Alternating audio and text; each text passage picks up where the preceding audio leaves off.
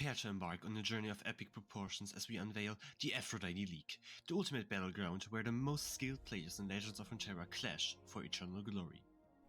Within every league of this all-year tournament, 8 players test their mettle each month, vying for promotion, fighting against demotion and etching their names into the annals of Runeterra history.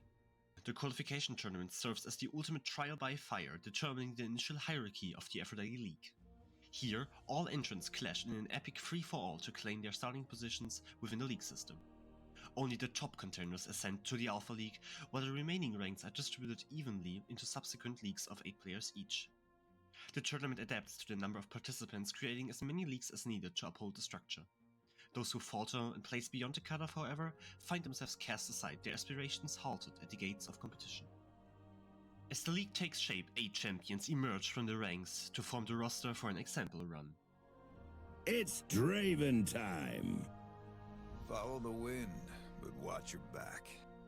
I'd rather be anywhere than here. What delightful agony we shall inflict. Another day in the field. I am more than I seem. Rules are made to be broken, like buildings or people. I'm always up for a round or two. On the first Saturday of the month, the league commences with a double round-robin group stage where players are divided into 2 groups of 4 based on their seeding. Each competitor faces every other player in the group twice, fighting tooth and nail to secure a coveted top spot. Matches here are more than just victories, they are already stepping stones to the final stages.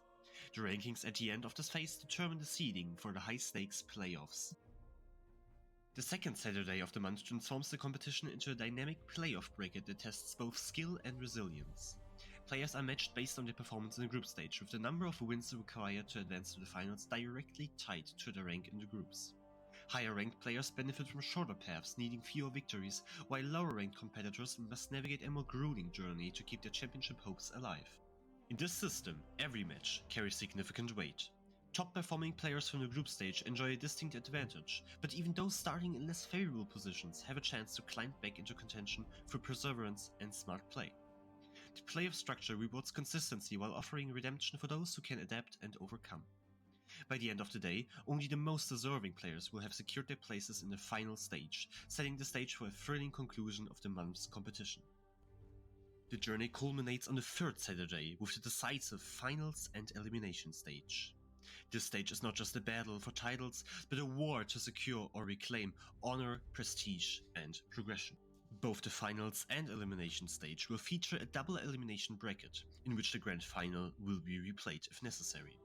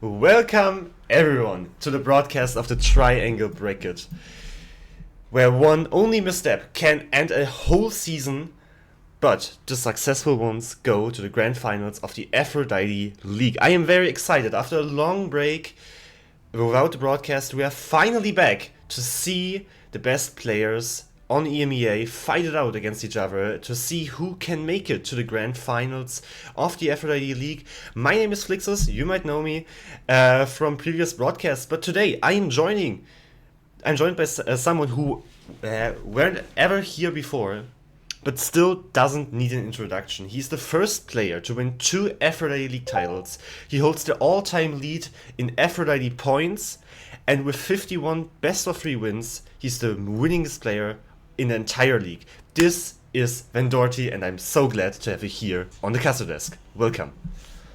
Thank you for the introduction, Flixus. I'm looking forward to the games.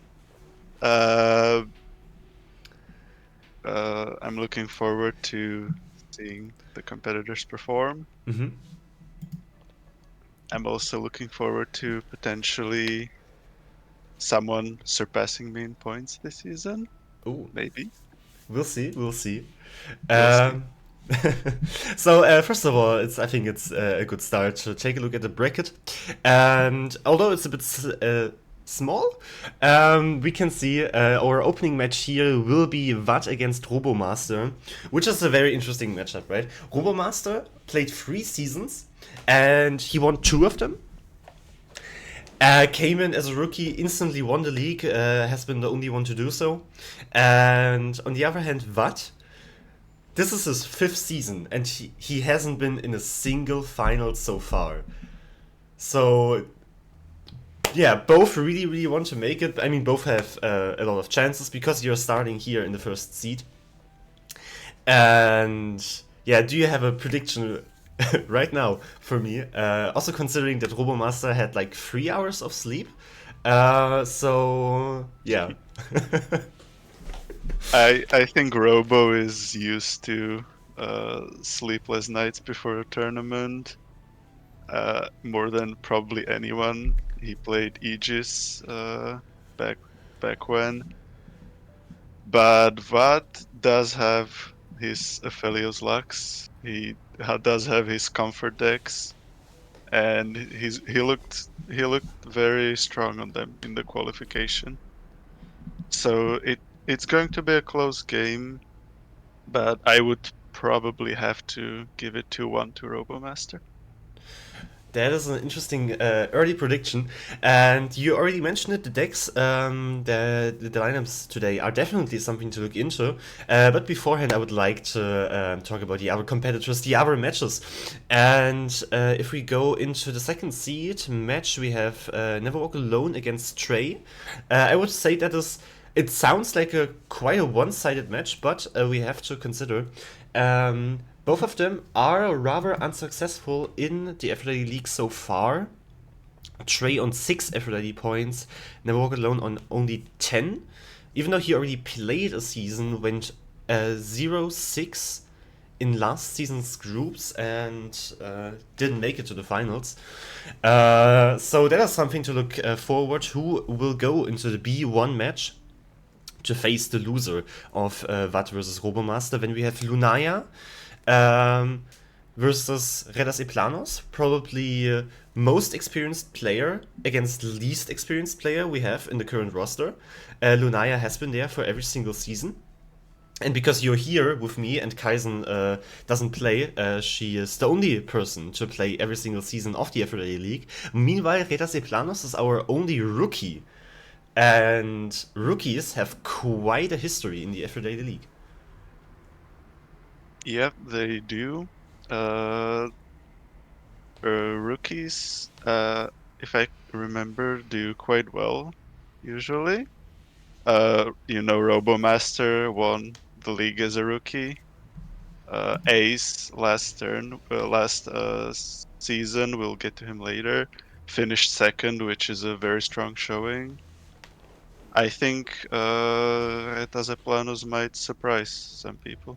We will definitely keep an eye on his performance today. And going on to the last match in this first round is Ace versus Midgappa. And this is also very, very interesting, I believe. The bonus season claim in the pick'ems were to predict if history will be made, and history being made in a triangle bracket means that we have a 4-0 and or a 0-4 run, and both were predicted. Both that Watt goes 0-4 and that Ace goes 4-0. Someone doesn't have trust in the streamers. That is very interesting. And yeah, so we definitely have quite interesting matchups to look into today. And now, after we've been teasering it for quite a while, let's take a look into the lineups of the day. Let's see what our competitors brought. And we have, Watt on, you said it, Aphelios Lux and Aatrox Kane, his two signature comfort decks. And then Elder Dragon Nora Nojin. And yeah, can you give me an analysis of these lineups and talk a bit because that's a great thing. You're here as a very coveted player, so I can just ask you about that. From my point of view, the Aphelios Lux and Aatrox Kane should be unfavored into the meta. Eternal meta at least, but Watt keeps having success with it, and if it works for him, that's good enough for me. Yeah, I can see Asia Aurelia on Robomaster, and Watt versus Robomaster is the first matchup. Also for the viewers, the matchups, the first games are just the columns, so Watt plays against Robo, Kuvadis Domine plays against Trey, and so. And Watt and Robomaster, either one of them only has to play one best of 3 today. So either Aphelios Lux comes through instantly, or Asia Aurelia. What would you prefer? I would prefer just for the viewing experience for Watt to lose, because his decks are a bit more unique than Robo's. Robo is, I think, just playing the good lineup, the good default lineup. But interestingly, both players actually used up their Elder Dragon slot for the triangle, which I did not expect. That is As we true. know, Elder Dragon is limited, so after this they won't be able to. Actually, I have to correct you here. Elder Dragon is not limited, but he is counted. That means usually one-offs in decks are not counted towards the restrictions, but if a card is counted, then one-off also counts. So because you only play Elder Dragon as a one-off in most decks, we introduced this ruling, so you can play Elder Dragon every stage. Yeah, I thought he was limited too, but it seems I was mistaken. Yeah. No, he is not limited. We're not going that far yet. But considering that almost every lineup, 6 out of 8 lineups feature Elder Dragon, so that is a statement. And we can see a lot of Talia Ziggs and Nyla Twisted Fate, which is interesting. One deck I want to point out is Retazeplanos with the Action Varus. The deck disappointed me last time I played it in the Eternal Aphrodite League, but he's playing a very different version, and it may work out better for him. We'll see. Historically, this was the signature deck of Rivage. Yeah. And now we already said it. Our opening match of the day will be Watt versus Robomaster, two-time champion chasing his third against Streamer trying to make his first finals in his 5th season. And I think a good start here is to take a look at the decks and start with Watt bringing his signature, Aphelios Lux. Yeah, it's his Aphelios Lux. The deck is amazing into aggro. It can make surprisingly big boards surprisingly quickly. The cards are on average very high value, and it just works. It just works, and let's hope it works today as well for Watt. And moving on to deck 2, this is the Elder Dragon. This is Elder Dragon Bendel in this case, and I mean, you're the player, you're the you're the champion, so you can tell me what this does and what it's good into. This is the broad main ping version. So Watt is probably trying to set up a broad main and kill all of the opponent's units.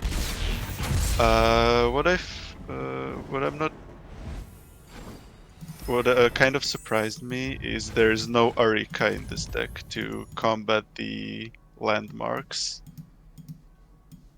Yeah. So what landmarks should we expect here today?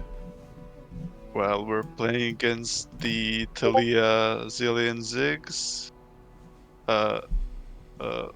No, not right now, but there are a lot of them in the field. That is the main matchup to capture the tree, so they can't revive it, they can't do anything with it. It's also good versus some odd stuff like Nasus Ornn, just killing it unconditionally. Yeah, and let's see how Watt rounds up his lineup, and we see here Aatrox Kane, also a deck we see quite often from him, and he's the only one to bring it today. Same goes with the Aphelios Lux. So yeah, how does it work out, and why exactly can Watt expect success with it today?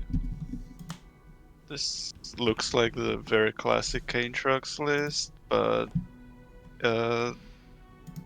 Watt seems to be not running the 11 mana Ruination for Kane Trucks, which is an interesting decision, but probably correct in Eternal. Yeah, this looks like just Kane Trucks. Kane Trucks is just good into... It's a good deck. It's a high value deck. It can scrap late game surprisingly well. It never falls off really. You just play your tempo game plan, then you play your mid-range game plan, then you play your late game plan, and it never stops.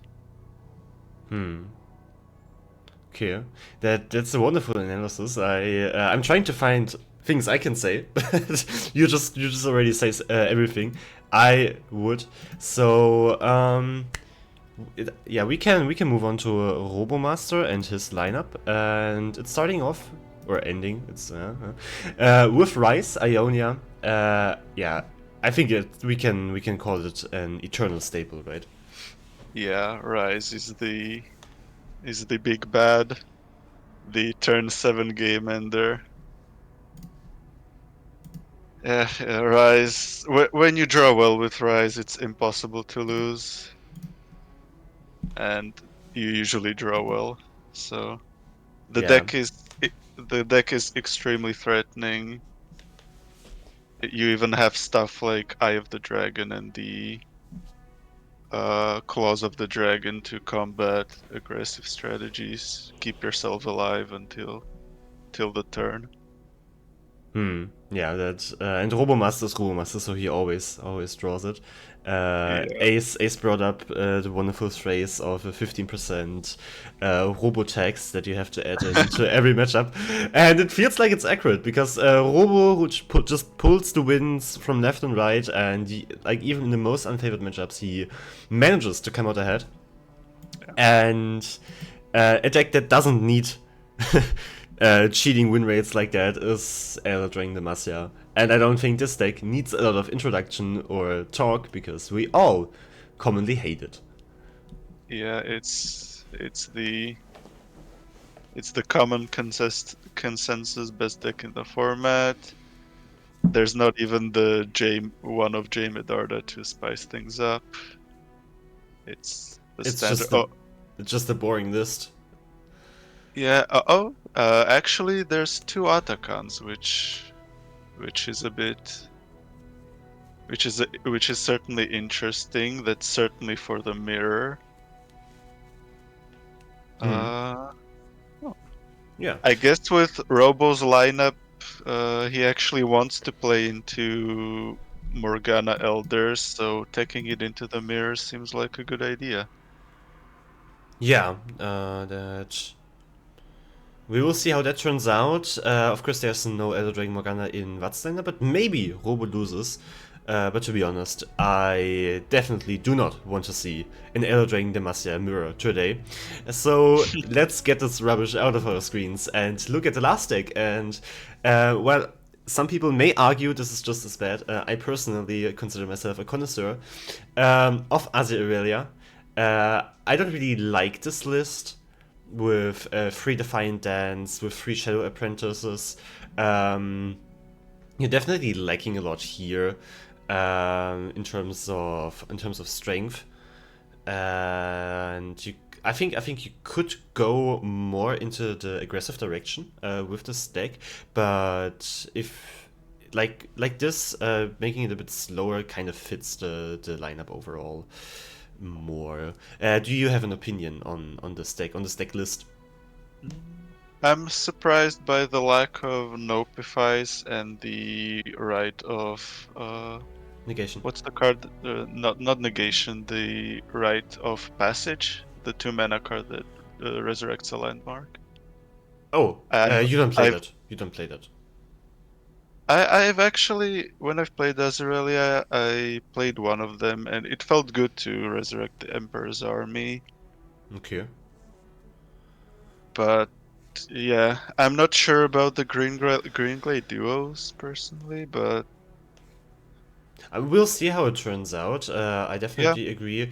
Twin Discipline is something that I am missing a lot in this deck list, and yeah, Nopify too can be very clutch. So now we talked about all the decks and can look at the lineups overall again.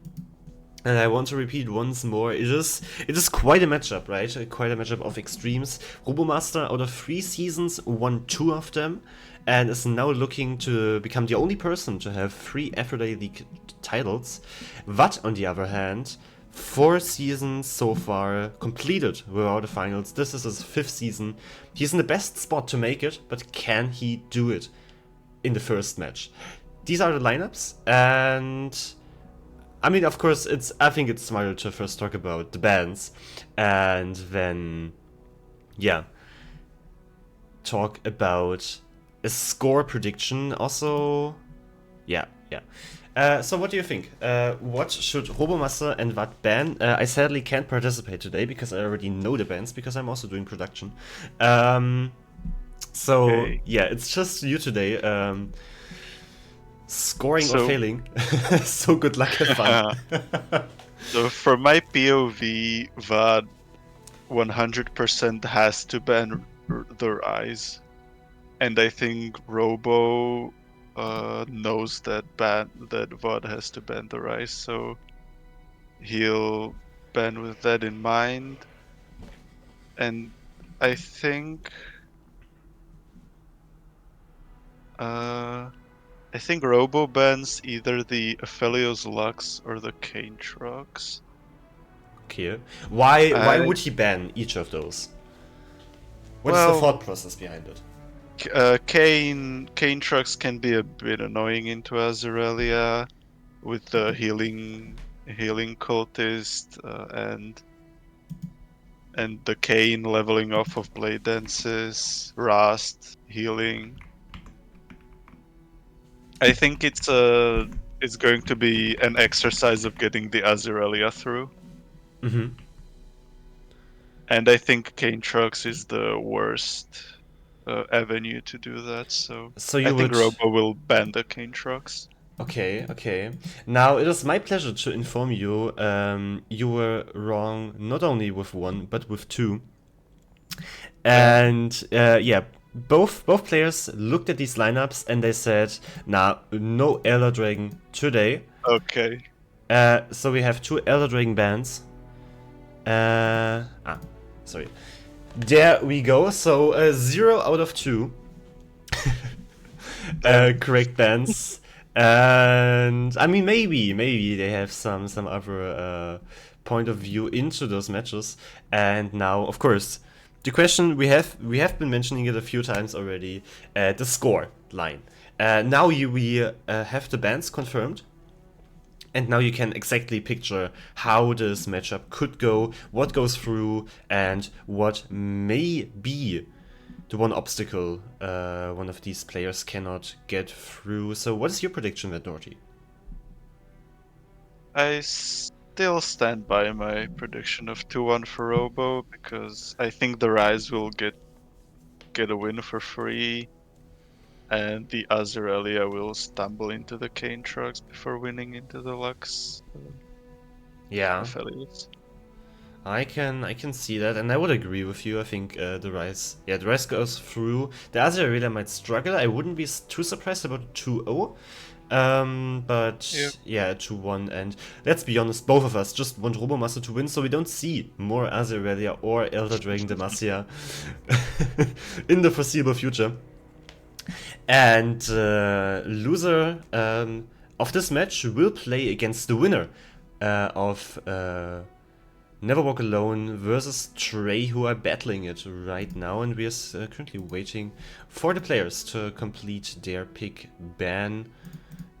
So we can jump right into the game, which will start very, very soon. And yeah, in the meantime, I would just like to mention that this season we are trying something new with the format. We skipped the group stage, and to make things easier, just had the qualification tournament merging right into the triangle bracket.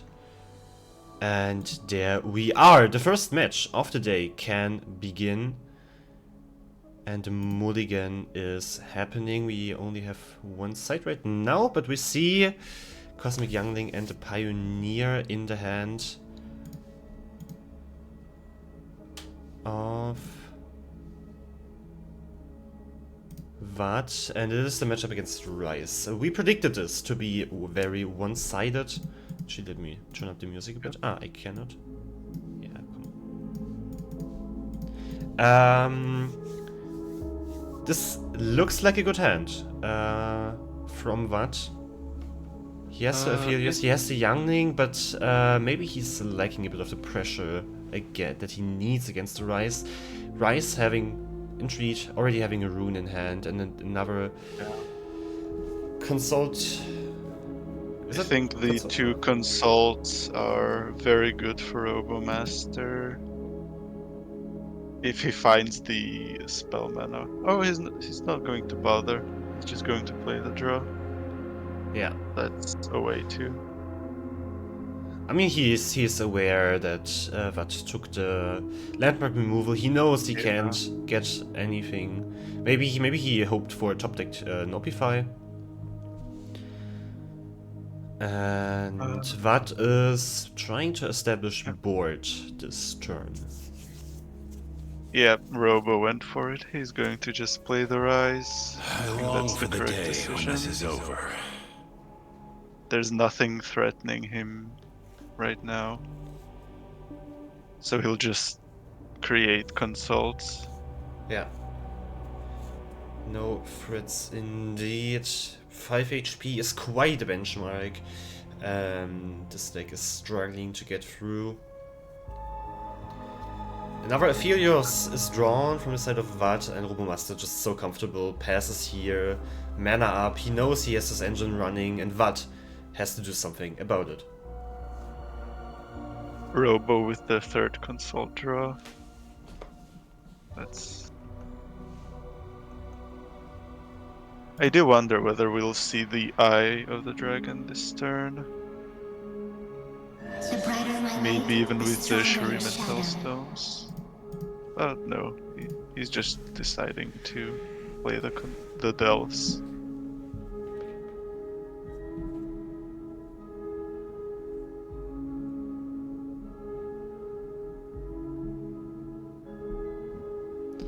Let's see, the Aphelios playing Equilibrium. A crescent path opens before us. That's quite a good roll.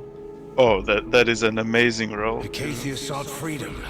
Buff the bear Found only and the try to void. kill the Rise. Yes, that's the line. Or he goes for the Challenger, combining keywords with stats is quite strong. I hope he doesn't go for the Youngling.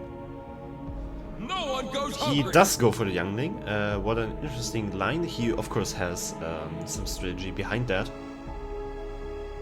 to justify this play. And now Jury Rig You act, coming out on with burst, summoning 2 units for 1 mana, forcing Vad to use the Pale Cascade. And now just imagine Vad giving stats to either his Pioneer or the Badger Beer. Yeah. Now if Robo drops the healing, How can the pursuit of love warrant the end the of healing reason? rune, Yeah. it's out of reach of the Gentleman's Duel. Unfortunate. Unfortunate indeed. We each hold a world within But us. here going for the stats on the Youngling to, I don't know. I feel your pain. Robo is Fel. just looking extremely comfortable. Definitely here, but has to go to shoot the Eye of the Dragon because it's just so good at slowing the game out, and with the healing rune on board, with the Eye of the Dragon potentially, starting to generate those Dragonlings to heal for 2 more each turn.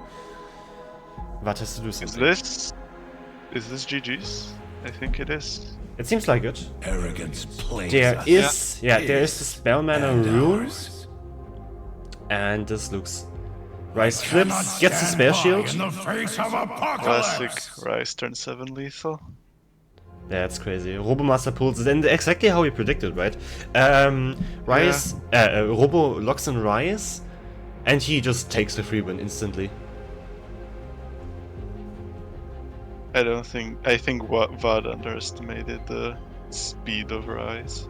Yeah, definitely. Going for the Youngling here might be a questionable play now. Vad tries to to cycle through, give stats to the Badger Beer, but it will not matter, as Robomaster will play another rune, will refill spell mana, and have exactly 2 mana left to play the last world rune and win this first game. And let's hope Vad gives us the animation so we can actually. There's a 6 delve for good measure. I will not punish the innocent for past crimes.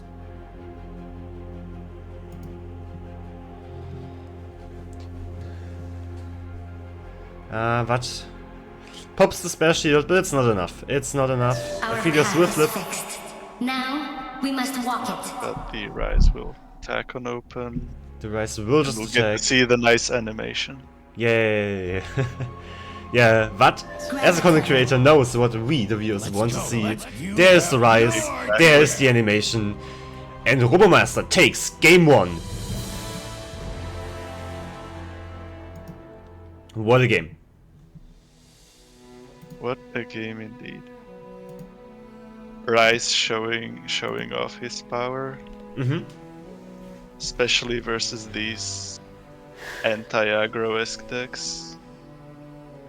Yeah, and now the next matchup will definitely be Azerelia from Robomaster, and he has to get it through once against Aphrodite Lux or Aatrox Kane. So let's see what the first deck will be here. Let's see the mulligan of Game 2 of this opening match in the Aphrodite League Triangle Bracket.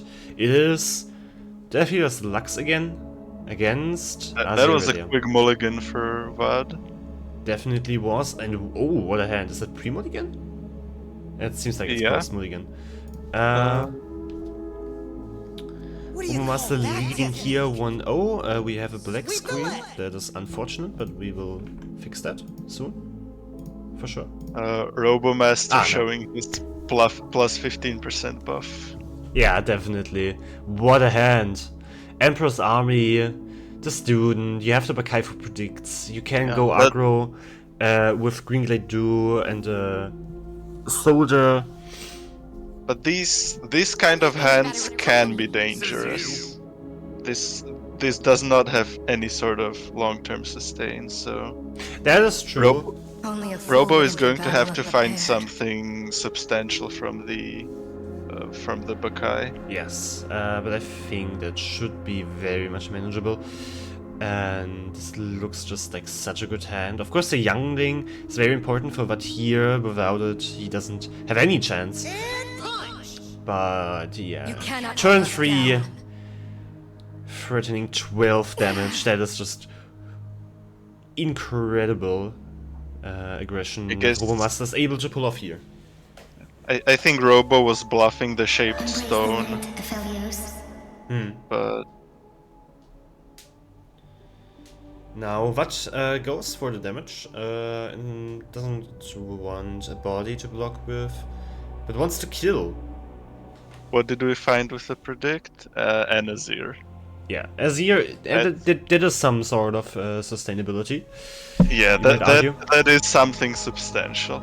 Robomaster doesn't play any draw engines, so usually you would see the field musicians, maybe even what's he called, the Master Yi 1-drop that goes into hand and you can play as a spell to draw 1. Oh, I know the one, the Vuju, Vuju style. Yeah, those are the draw engines you could play. Robo plays neither, so of course his hands have to end the games fast and swift, and that kills his first unit with the duo. The Calibrum is a high value card. Yeah. Especially versus the duo, the 1-drop elusive student. Just it's nice to get these cards out of the way. Indeed. Also the music from the board is just very good. I appreciate that bringing such aesthetics to the stream. But now back to the game. Emperor's Army was completed. Azir on board as well. Okay, this one is interesting. We're playing the Dune Keeper and Divine Dance instead of the 5-mana Blade Dancer. I can definitely see that. That is probably the better play. I guess Robo just wants to get the pony out of the way.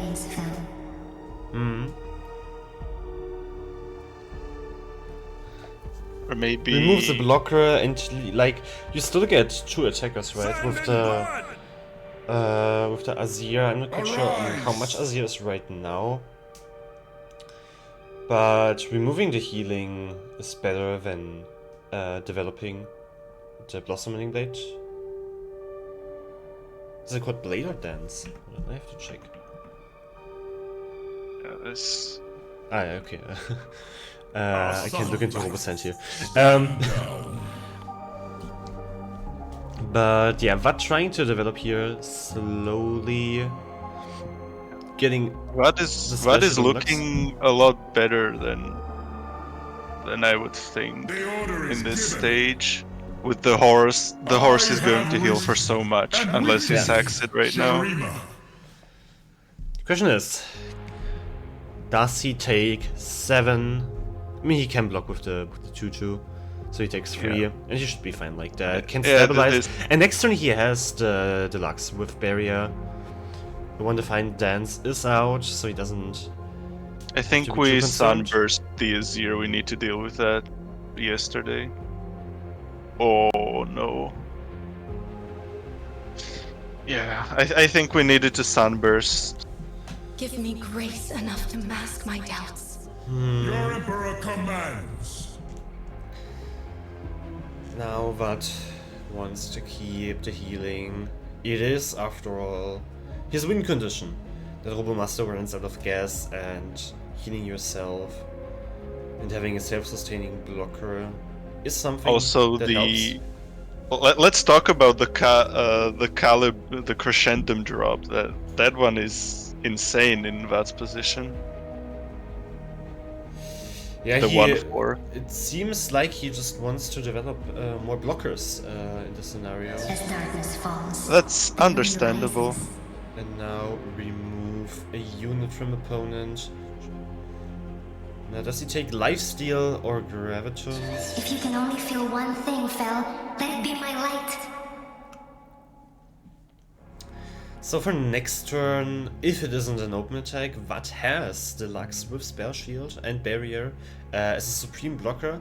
And I think once he can develop Deluxe and stabilize, this game might take a turn. I think I'd rather play the Sunburst, just get rid of the Azir than Lux here.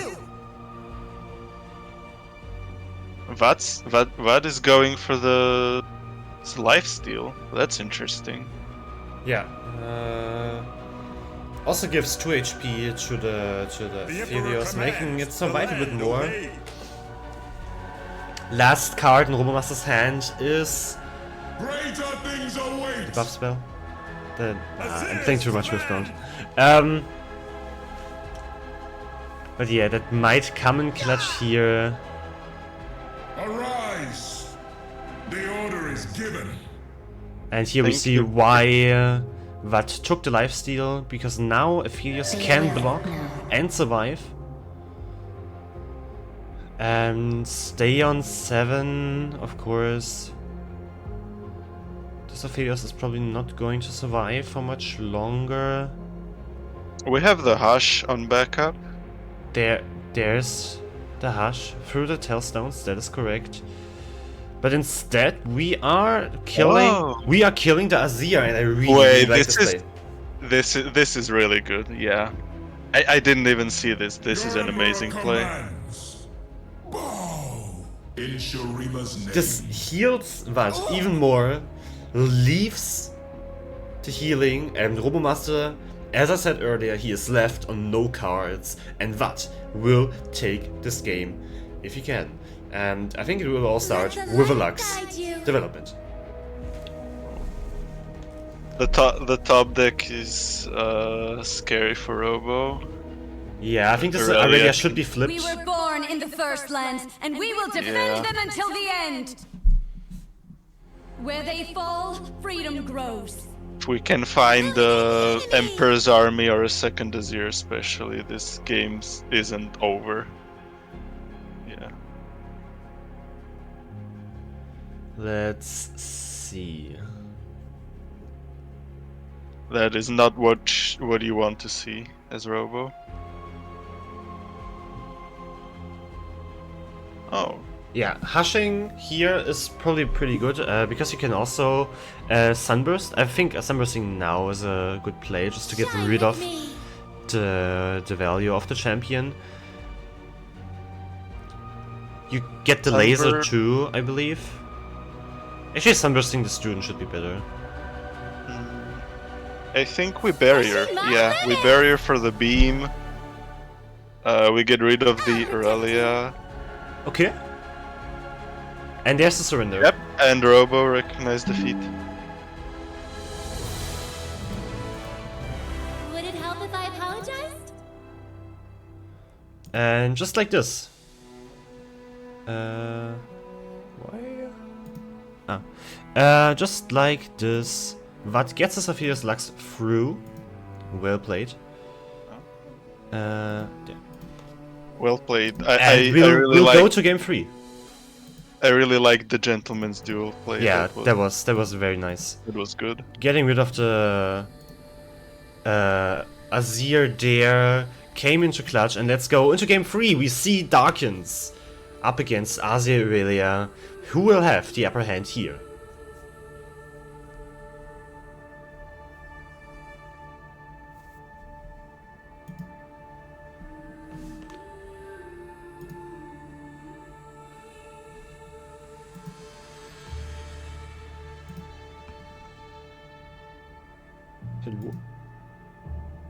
Okay.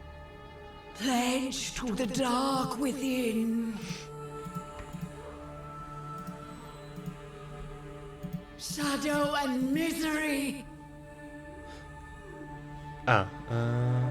Sorry, we're having There seem to be some issues. Yeah, we are having some technical difficulties, but they're resolved now.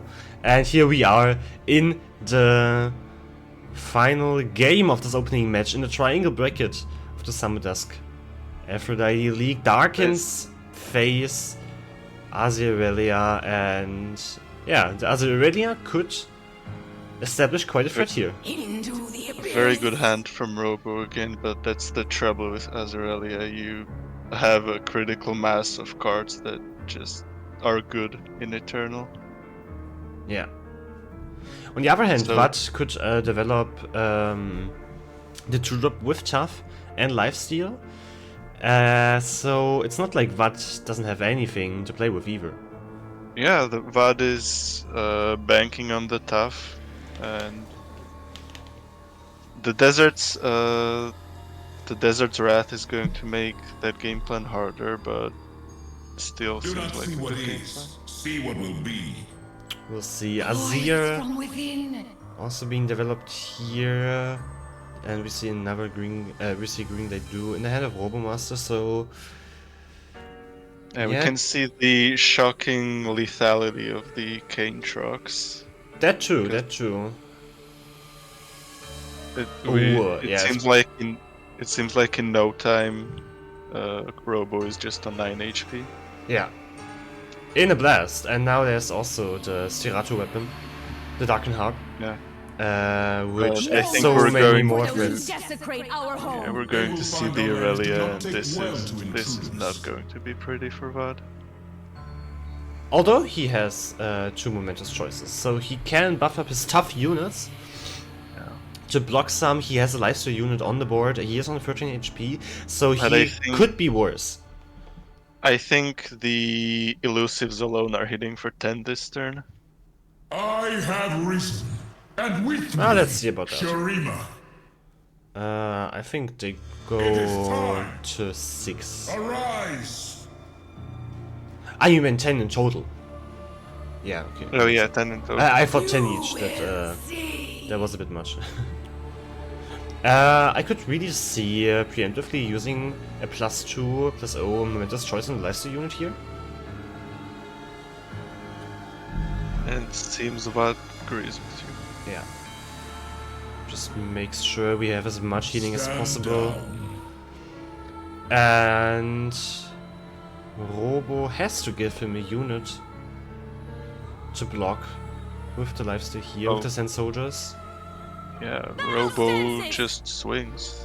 Robo just Yeah, swings, there's another momentous Emperor choice. commands. Robo is tapped out. And I rarely have flips. that's an Aurelia I rarely level. have Today is flips. the day we reclaim our homeland. I rarely have flips, and this should take an end to... That's the turn 5 Aurelia flip. It's turn 5, yeah, crazy. I did not see this coming. And... yeah, this will take quite a turn here in this match. I think sadly the Cane Trucks might be on its last legs, but let's not rule anything out. We can always top deck. We can always top deck, indeed, but what? Yeah, staring Maybe down. we top deck a Cane. He works some magic, removes the Aurelia. Copium. Yeah, I am coping. I am. But that's what you have to do in such positions. Equipping the Darken Harp here, getting the Aatrox. Aatrox can potentially heal for 2, but I doubt that this will be enough. We can force a unit out of Robomaster. There's the Kane top deck. Now what is Vat going for? I think it's always open attack because of the Scout. Yeah, it's... On the other hand, now open attack is lethal because of... No, it's not. Yeah, you can't beat the Defiant Dance, so you just act like it doesn't exist. I mean, you have Spell Shield. Yeah. But the Blade Dance still goes through. Blade Dance still goes through.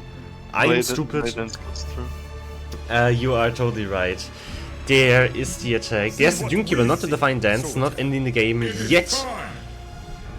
They will fear Kane comes down, and this will be a Defiant Dance. But I think this way, Vat can actually survive. I think if Robo did it right away, it was a lot more difficult. Yes, I read it though. Oh, it's 3. Never mind. Never mind. Vat will confirm his blockers here, but it does not matter. There's no combination that saves him here, and Robomaster takes this match and goes straight into the finals of the Summer Dusk season, the last season of the summer split in the Aphrodite League. We can see it here again.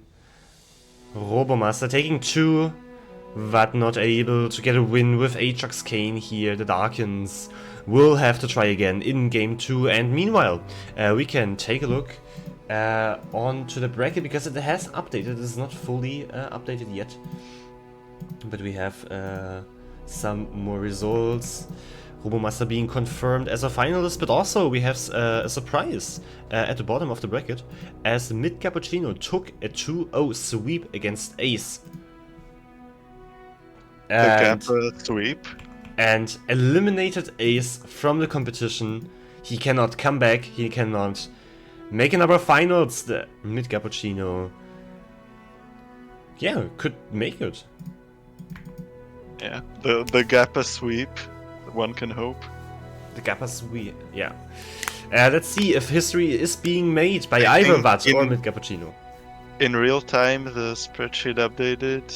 Never Walk Alone beat Trey 2-0. Yes, and so Lunaya. Our next match is going to be Vat versus Never Walk Alone. Yeah, and Lunaya versus Retas E Planos are still going on, and yeah. I think this was a this was a very exciting first match, a very exciting opening match to watch here in the Triangle Bracket. It's so good to be finally back. I just have to get it out.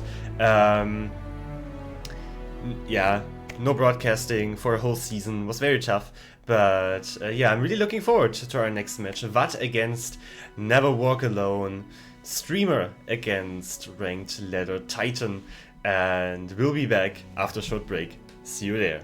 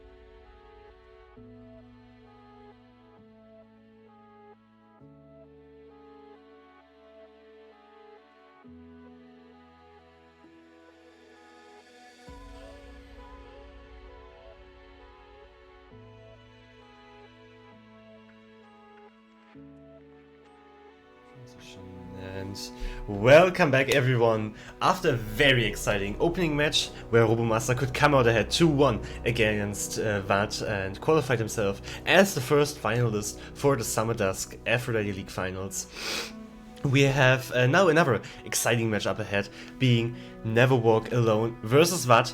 Never Walk Alone could secure the victory against Trey in the last round, and now those two will battle it out who will make it to the finals. Vat has a second chance now, and of course Never Walk Alone wants to make a straight line through the triangle bracket. Let's take a look at the standings. And yeah, Vendorty, maybe you can also summarize for the viewers what we could see in the opening match between Robomaster and Vat. Robomaster played game 1. Robomaster played Rise versus Vat's Aphelios Lux, and it was the classic turn 7 Rise lethal. And then Robo struggled a bit to get the Azraelia through, but ultimately managed it against the Cane Trucks, and took the series 2-1. Yeah. In the meantime, before we went into the break, Lunaya versus Redas Eplanos was not resolved yet, but now Lunaya could secure the victory. Earlier we talked about how rookies usually have a strong first showing into the league, and it seems like there might be some struggles here on this side, and either him or Mid Cappuccino will have to get eliminated after this round, when we had already talked about Vat versus Quas Domine in the right side match to qualify for the finals, and in the middle we have Trey versus Lunaya. For both of them, it could get into any direction from here. Looking at the lineups, the Retas Eplanos versus Mid Kappa matchup would be very interesting. But we are watching Never Walk Alone versus... But we can talk about that, and we see probably the two most aggressive lineups across the board here facing each other. So yeah, it would definitely be a pleasure to watch that.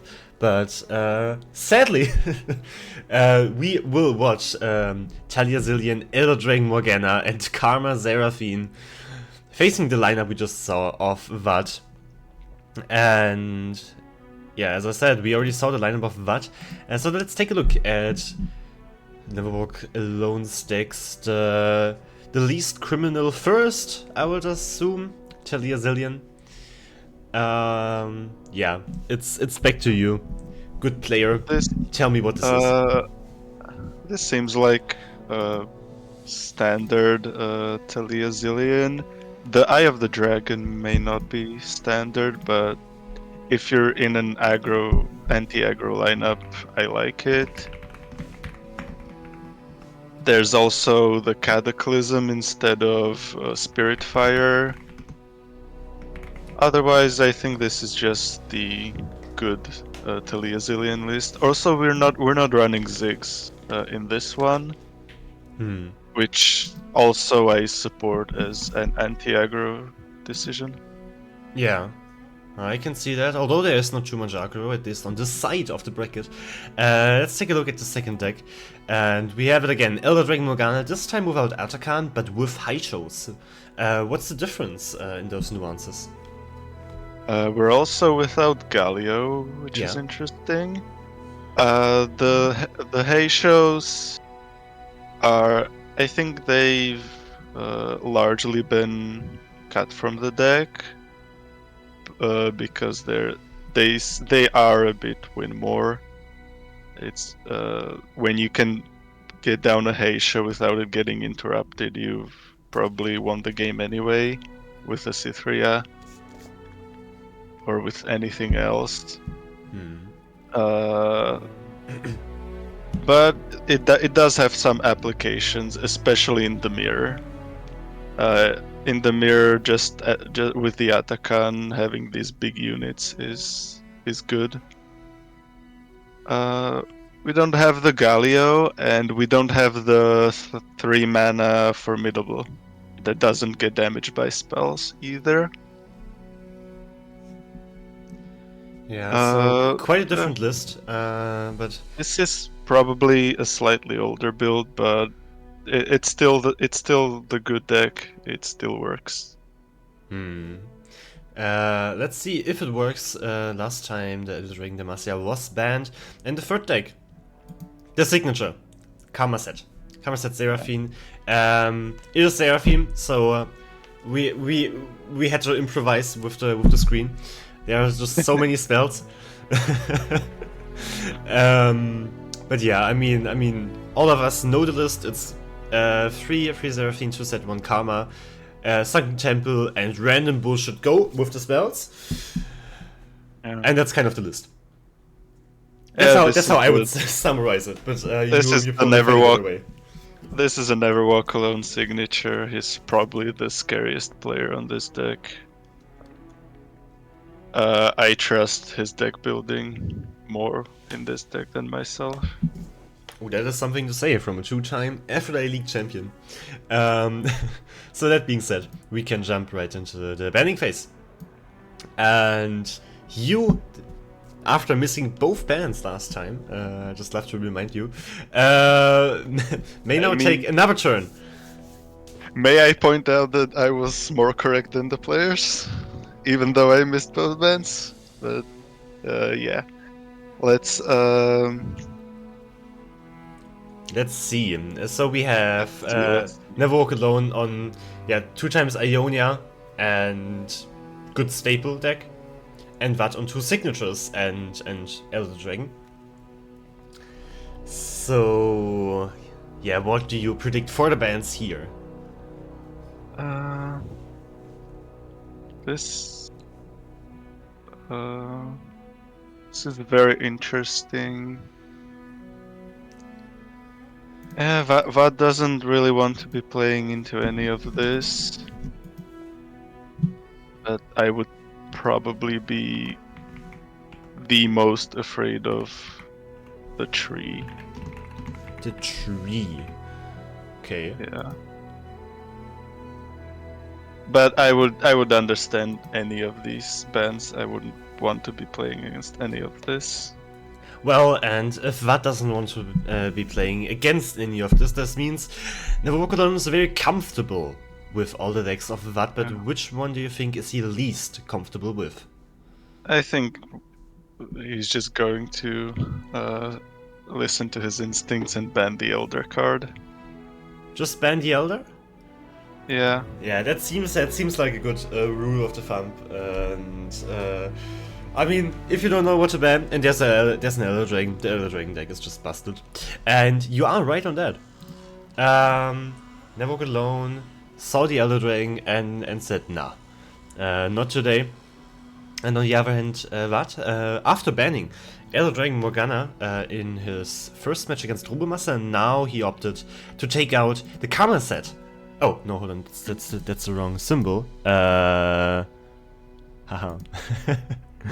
Now it's right. Yeah. So these are the bans, and this time I will predict first, and I just think it's gonna be a 2-0 for Never Walk Alone here, because you just kind of run over Vad here. There, I can see a world where the Tilia Zillion gets beaten by the Aatrox Kane, but yeah, generally I think this is really tough for Vad to even win a single game. Not even talking about the whole series here. Yeah, it's probably it'll probably be a 2-0. You're right. I just can't see the Aphelios Lux winning into any of these 3 decks. That's why I said you can ban any of them. Yeah, it doesn't really matter. Rough. Doesn't really matter indeed. And yeah, the players are currently figuring out. Aatrox can always sneak through, but yeah, the Aphelios Lux will be hard. Yeah. So in the meantime, you know, we have you here. You played every season until now, and you have been in a triangle bracket multiple times. So maybe you can give us some insight on how it is to actually compete in the Triangle Bracket. You know, me as the organizer, I never played my own tournament. So yeah, just elaborate a bit about what the thoughts are while going through the triangle, maybe while being on the blink of elimination or right before the grand finals. Yeah. I mean, I think I've been in the second seed the most times. Correct me on that if I'm wrong. And going from the second seed is you have an expectation to finish third or fourth, or even second. And yeah, it's second.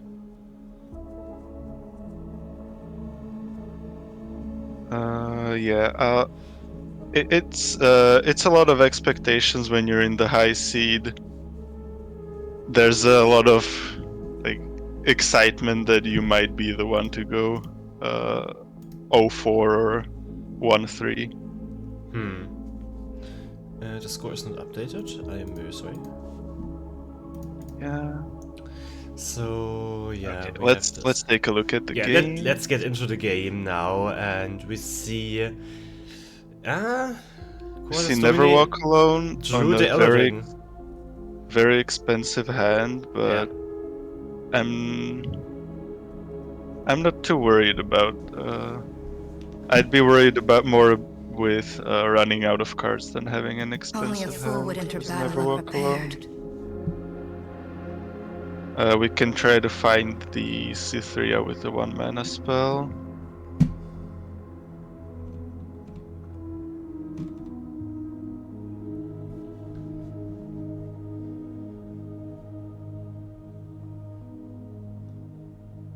And we didn't find it. So I think Vad will just continue with the Aphelios game. The stronger your shadow. Yeah. We have the Calibrum to deal with the Scholar. Or yeah, we can just attack like this. This is good too. Save the Calibrum for next turn.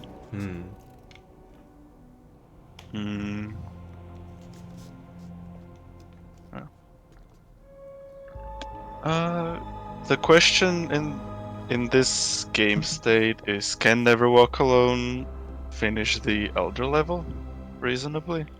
I don't think so. I mean, Vad's game state doesn't really scream aggression either.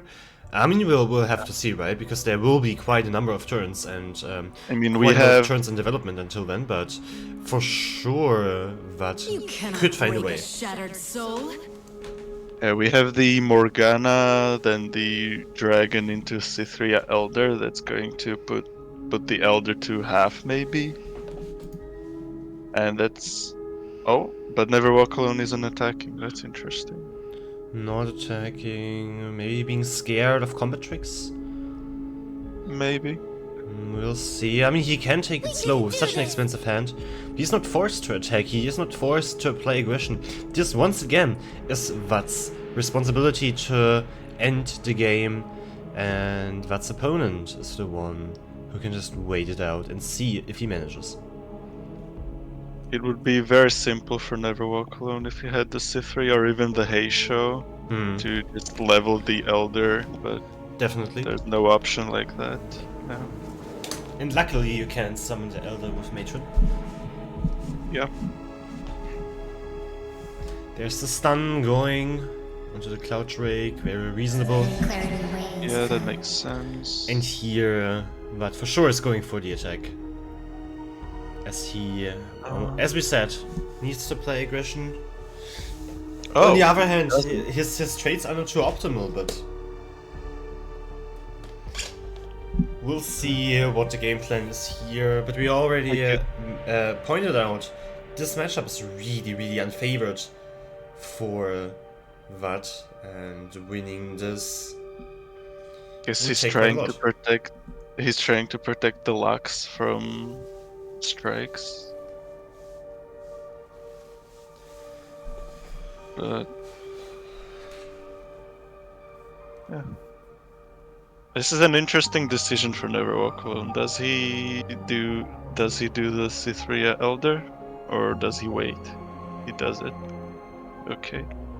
You mean Matron Elder? Just play Matron on Elder, swing for Elder level, and just Yeah, have a that's board. a line I can see. And The- I think the other the Sunburst is forced here for sure. On what? On the... I don't think so. Is it? I mean, you like slowing down here, the Matron for example, slowing down the Elder level up, not being forced to trade too much, so you can still apply pressure. I think Bud is just happy to get the Lux spell and keep up a hush. Okay. A beacon through the dark!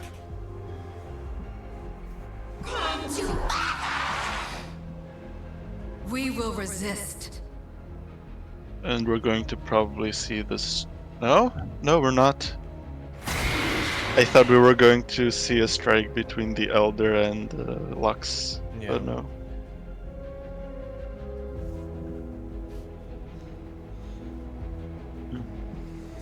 Ooh, I think Luminous Sprite it's called. Yeah, we can transmit, we can, with support we can support keywords, but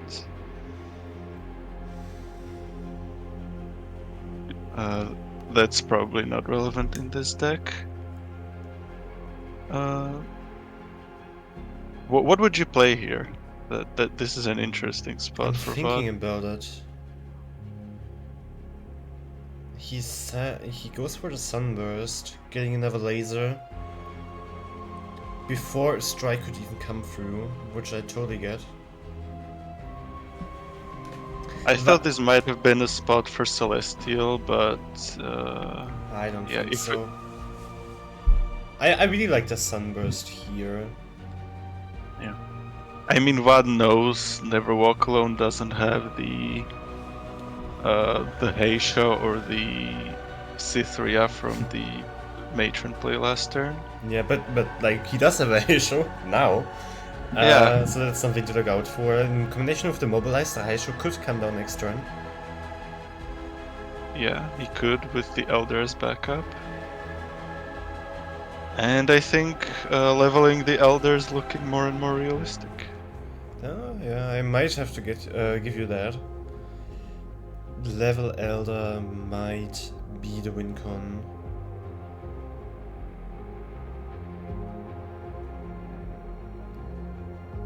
And this is something you cannot play around because Elder Dragon on level up is literally unstoppable.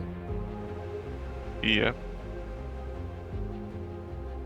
But you can stun him before he levels up on the attack. You can stun? Ah, before he levels up, yeah, my bad. Yeah, before he levels.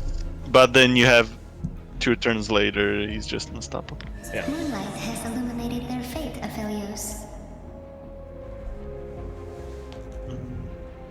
We see the Gentleman's Duel exchange. The silence is very important here, not getting another cost reduction, especially because Vat knows that there's an Elder Dragon in hand. He has to try and delay that as much as possible. Yeah, he's If you can only feel he's one just thing, killing Fel, as much let it be power my as he light. can. Yeah.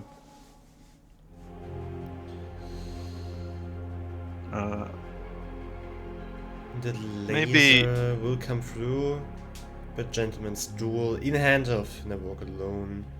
Oh, we got the laser from this I think that was the Caliber. point. I didn't even notice. Yeah. I thought it might have been better to. Ooh. Oh, this is. Yeah, I thought it might have been better to keep up the hush. But I think it's worth it to sacrifice the Aphelios since we have a second one in hand. Fel, Calibrum. Yeah, but now we can shoot. Yeah, we can shoot the Matron very Yeah. comfortably. Exactly. The Morgana is on 7. So Pioneer could give the healing spell, go to 8. He did. And any boon goes. That's gonna go to 9. There's somewhat of a threat. Actually, can you see the oh, we got another one. Crazy. Can you see the response when Never Walk Alone plays Heisho next turn? I mean, we could instantly silence the Heisho. Yeah, we just hush it. That has to be the play. And Never Walk Alone didn't manage to get Challenger. Now does Vat see it? Does he see the play that avoids the Elder Dragon from coming down this turn? Lux is probably 0, so we can trifecta, get the beam, and beam the Scholar and hush the Heisho. There it is! He sees the hush, hushes the Heisho. It does not do the order that you... Yeah, sadly... there's the Aphrodite coming down. Falls, the moon rises. Sadly the Lux will get sacrificed. Will she? Yeah. Ah, Challenger. Yeah, Challenger is a keyword that exists. Oh, no blocking? We take 9 here. I mean, the point is, Vat is on a huge timer here. He has to win ASAP. There's no way around that. That is true. Doubt weighs heavy on their minds. So we just have to try and get as much as possible here. Crescendum going down. That's why I maybe would have liked the trifecta, so we can get an expensive Celestial. No, this is definitely not enough damage, but the Heisho stays stunned because it is a follower. I'm with you. Are we allowed to go for such a weak attack this turn? A single strike spell is enough. The Elder doesn't level, so I think we are actually. Maybe with the 3-2 unshackled. You just deliver as much damage as you can, then wait for the next turn and... But we could develop more. We could still just play Celestial Trifecta, go for whatever we could get. And see. Maybe even just a Pioneer to drag away a blocker. And really like the idea of just 5 units attacking when you are on such a big timer that is called Elder Dragon.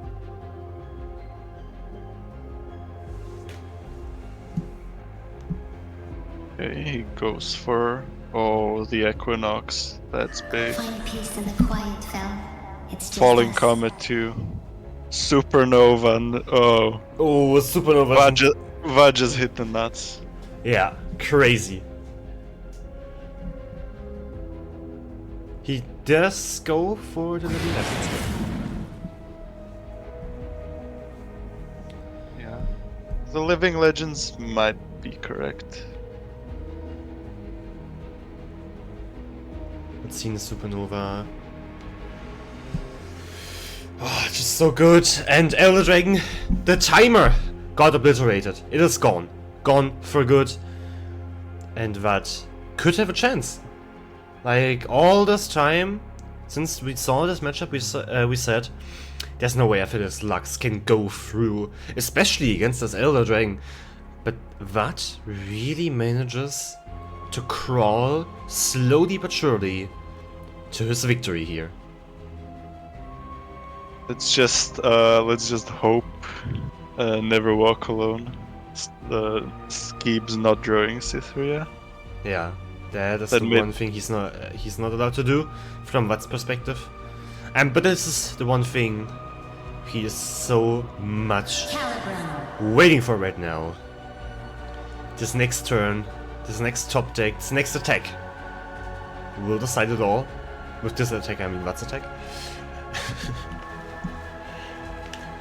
We might get the 10 mana Celestial from Yeah. the Living Legends. That is something I could see. But here, really going for the value. Using Gentleman's Duel on the cursed unit, just in case there's a buff spell, a strike spell, whatever. And going for yet another stun on the high show. It will stay stunned for the next attack. Heavy on their minds. So this is definitely a setup for a big swing. Yeah. We can even Living Legends next turn again. And try to find the many possibilities. Yeah, so it all comes down to this. Gentleman's Duel top deck from Never Walk Alone. There is... Oh, we found Supernova, we found Great Beyond. We Those found are big. 8 mana Phoenix. Yeah.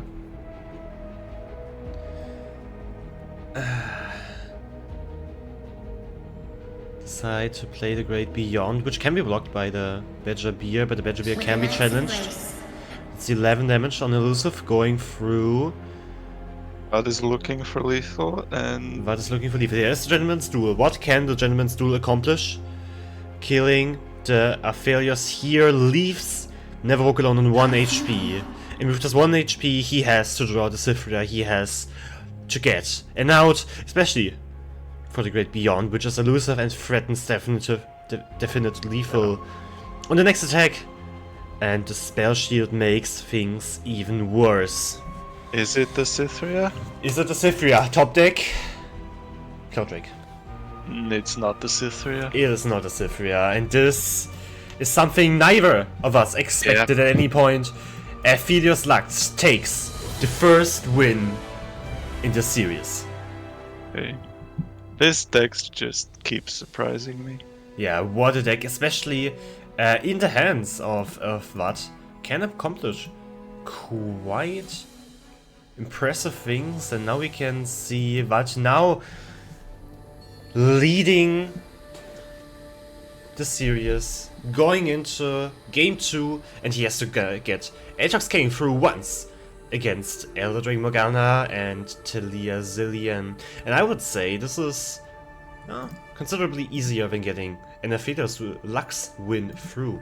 I will take this power in my lady's name. It might be, depending on the opener. Vad's opener isn't looking too hot, to be honest. The 1-drop spear is good, but you would really like to have the scout unit. Especially in this All matchup. monsters die. We're going to probably see Badger Bear from Never Walk Alone next turn, or just the Pioneer removing weapon. Yeah. Cyphria now. Vad doesn't have that many options.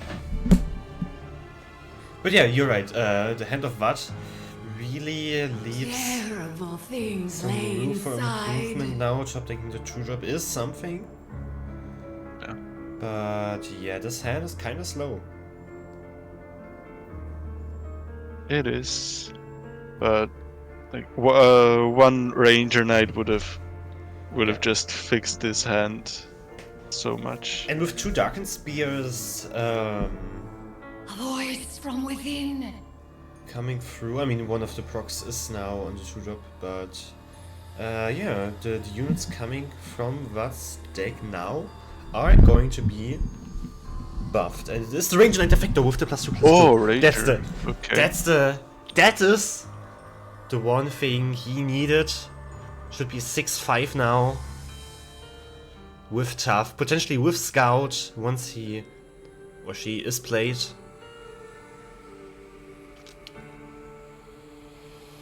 Never Walk Alone. That's the one Hand is thing. looking expensive. But expensive can be good. He has some blockers. Yeah, expensive but very deadly on turn 7. And the matron looks hungry. There's the Elder Dragon, there's the High Show, Erika to remove threats, Cloudstrike to ramp. This is a very good hand that Nevokulon presents here. The whole squad is here. Yeah. The Morgana too now. Incredible things happening. And in the meantime, Mid Cappuccino got knocked out the tournament as he loses 2-1 against our rookie Retas Eplanos.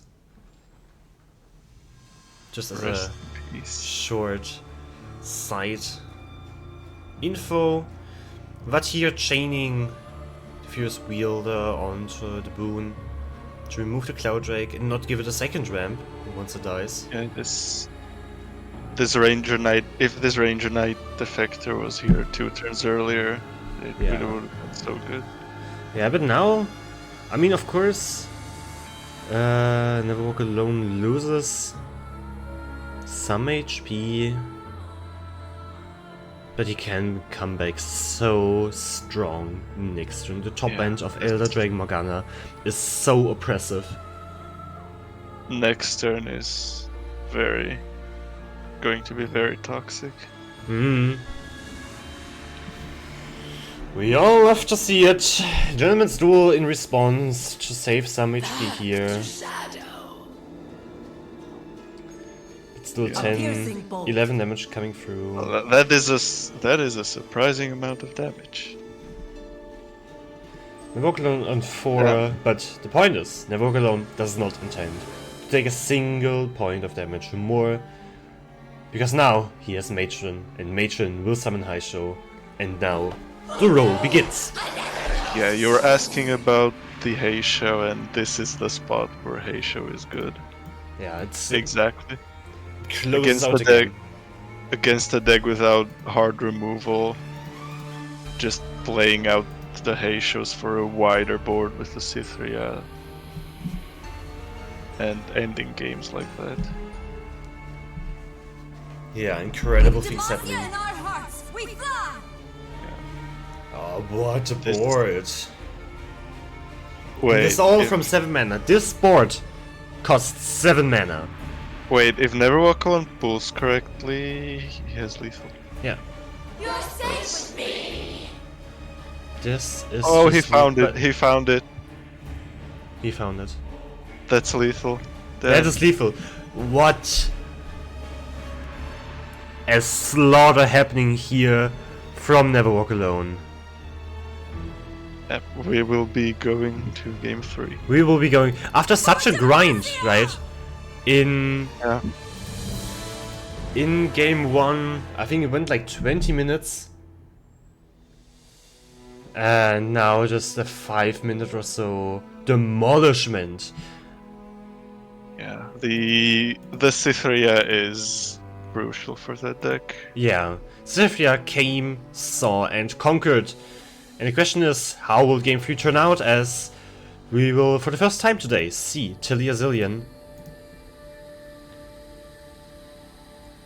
facing off the Darkins of Vat. Either of these will manage to get into the finals.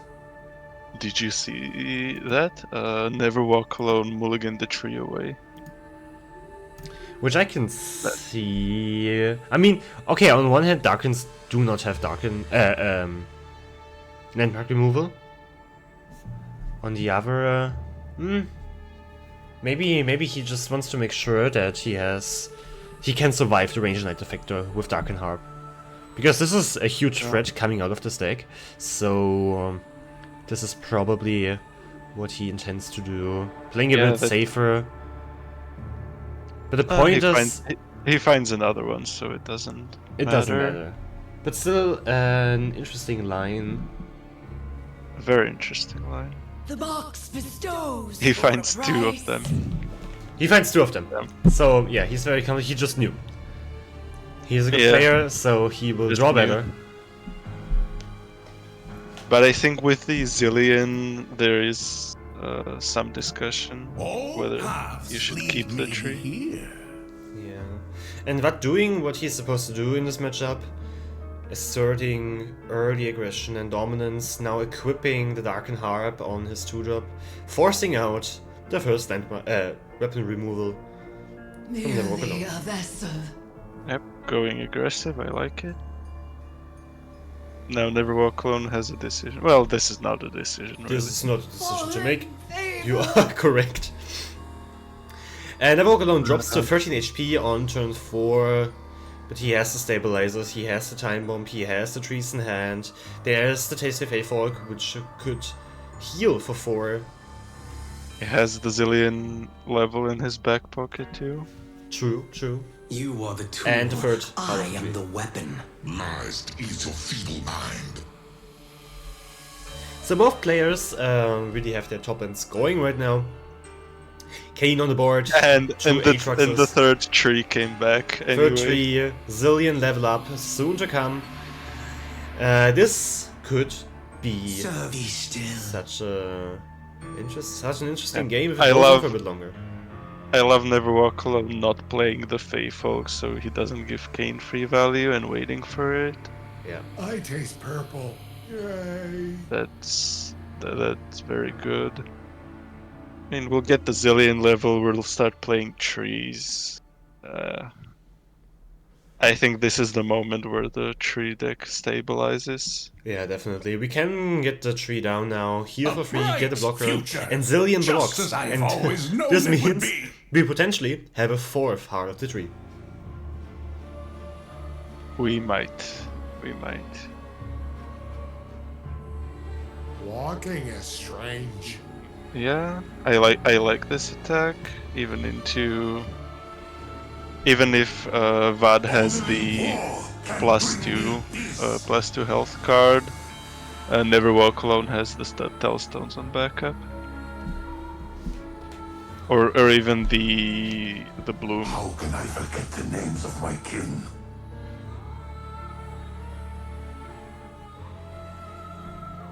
Yeah, this looks like Never Walk Alone could stabilize here. Both players now on 16 HP again, after there was such a huge discrepancy just a turn ago. Never Walk Alone back on track, but yeah, we are tree gaming, and but still has the units, right? He has the Kane that is about to flip, killing the Zillion. He has a 5-3, he has the Aatrox. You're strange. Yeah. World Ender will take some more time to come down, but still, on the other hand, of course, Never Walk Alone with another Heart of the Tree in hand, and from this attack, both players will heal. That's a fun fact. Also, yeah, the Kane is leveling, the Aatrox is getting the World Ender down to 10. Yeah, this may not be over. The trees may not be enough to stop Aatrox's late game. 3 units are equipped here, will strike, World Ender goes down to 10, then the Kane will flip. You're strange. And the World Ender can play it next turn. Oh, this is an interesting play. Does this force the strike? I don't know, it probably does. Because, striking here, deals so good. With this situation, no providing response, but we could get another distraction to throw the world and shuffling another Aatrox, but now... But I think he only plays 1 Aatrox. 2 Aatroxes, now that's left to 1, that's what I meant. Yeah, so, but you can always make anything into an Aatrox with a weapon. With the World Ender, but once this is gone... They cast us to the corners of the world. We'll see how it I like the Bloom play on your own Zillion. It plays around Spell Shield. And it will give you another Heart of the Tree. Yeah. Will it? Yeah. I very much believe so. Yeah, because it went to sleep. Oh, we'll see, but I believe it works like that.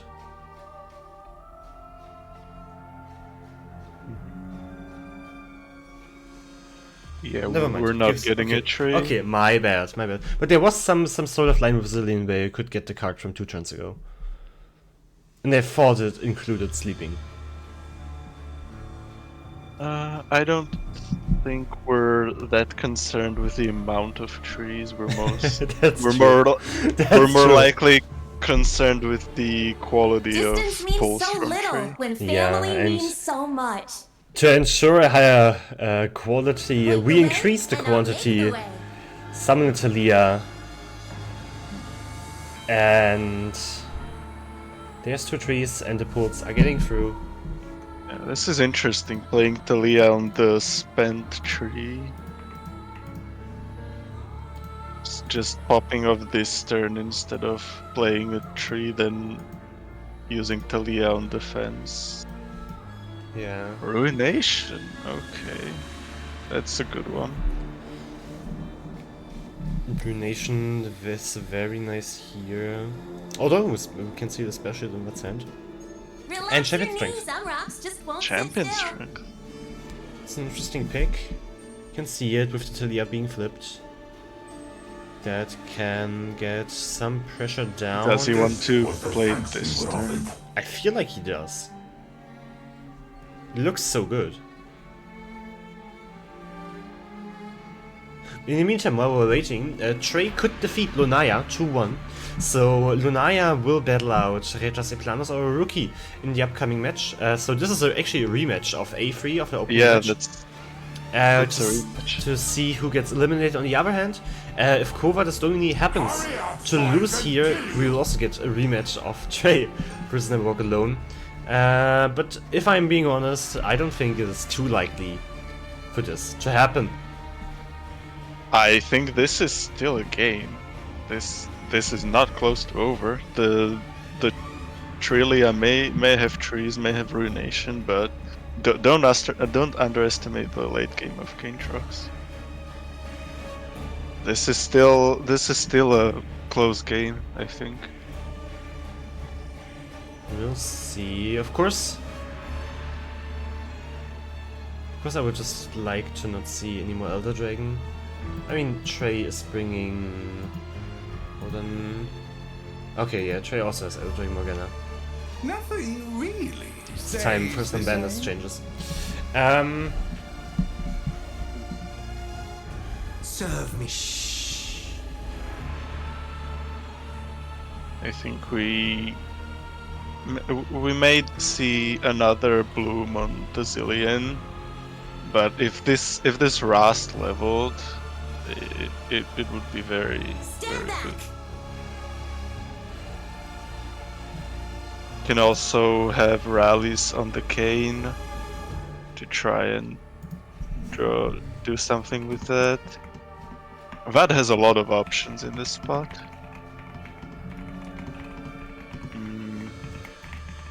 Yeah, but we are going for the open attack. We hit the ranger from Anaka. And we're waiting for the response for Never Walk Alone. Will we see the bloom? No, there's no bloom, but... there is a bloom from Zillion, no? The rage. I mean, not being played, I mean. Oh, okay, yeah. Kane finally flips, but the Scythe will get obliterated, which doesn't matter too much. Yeah, it Because doesn't really. auto equip is there. 3 Canes in the hand of what? Even though The World Ender is slowly and steadily coming down. Coming down to reasonable mana costs. Let's see. Both players on full hands and 11 mana. This will be such a deciding turn. The decision to play Talia and not Tree, the attacking turn is biting Never Walk Alone right now, I think. Because we could have played Talia this turn, get a high roll going next turn, but next turn isn't. I mean, we do have the champion strength. That is a very big deal. We can get something else from Tree. I have waited for long enough. This is still a very open game. Yeah, with the World Ender coming down, we see... not too few darkness. I'm the World Ender! I am the World Ender, he says, and flips. So all champions in this game are flipped now. Even if Never Walk Alone had to deny, it doesn't matter if it resolves. And there's the ruination. Also, I think this is the final end of Aatrox, unless we unless we Spare Shield, yeah. Oh yeah, we have the revive. Never mind. We have the revive. That's the benefit of running the revive in this deck. Yeah, but revive can get notified. Passing here is good, and now we can safely play it. Yeah, but get another Aatrox. This play was smart. And now Kane can come down. Finally free of that mortal constraint. I don't like. Yeah, we could have played the visible Kane. Ah yes, that was definitely suboptimal here. Minor change in such nerve-draining Game 3 matches right before qualification to finals. You may misclick. I mean, we've seen the landmark removal from Never Walk Alone. Oh, is that Heisho? Damn. Okay. He pulled a Heisho. Pulled a Heisho. Oh, okay. Oh, I see what you're doing there. Okay. The trees are gaming. Tree gaming, getting the Aurelian Soul Champions ban. It's going to be played. This is soul crushing. Deal 15 to all enemies. What a clutch! What a clutch here! Never Walk Alone, finding Heisho, finding the Aurelian. Do you know what's the most heartbreaking? We can break the spell shield with the Shurima Tailstone. Ah. But what survives? He has the freeze. But sometimes, in this case, it's less about surviving, it's more about coming back. Fear will only make your death sweeter. Yeah, Never Walk Alone finds the spell shield removal. But will drop down to 4 if he doesn't surrender in this spot. I think this is... Oh yeah, we don't have the champion's rank, so we are theoretically alive. Beware of the tag! You're it! Oh, that's so rough. That is so rough here for what? So the tree rolling, and there are still 2 trees in hand. And you were complaining about the mulliganing one away. Yeah.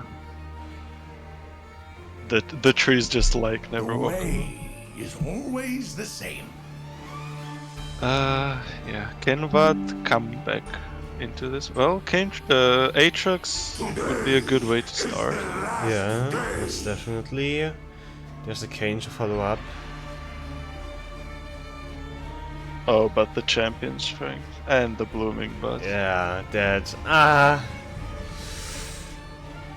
that looks really, really rough. And it seems like Never Walk Alone might be able to reverse sweep what he took game 1 against all odds with Aphrodite Lux against Eldring Morgana. But once again, just like in the first match, the Darkins could not do it, and what? Will have to try for a 3rd time to get into the finals.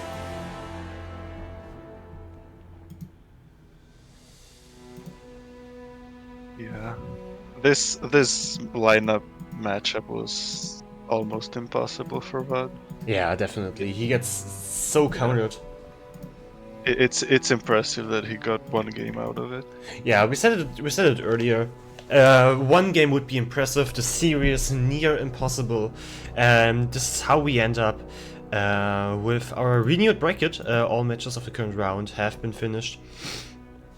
So, Never Walk Alone doing what I said earlier, just straight line from C2 into the qualifiers, as qualificant for the finals. Now Vad has to face Trey for the qualification to finals. Meanwhile, Lunaya and Retaseplanos are doing a rematch, but this time the stakes are higher than in the opening match, as now the loser is disqualified for good, but the winner gets into the coveted corner match against the loser of Vad vs. Trey. And just like that, we are already halfway through the triangle bracket here.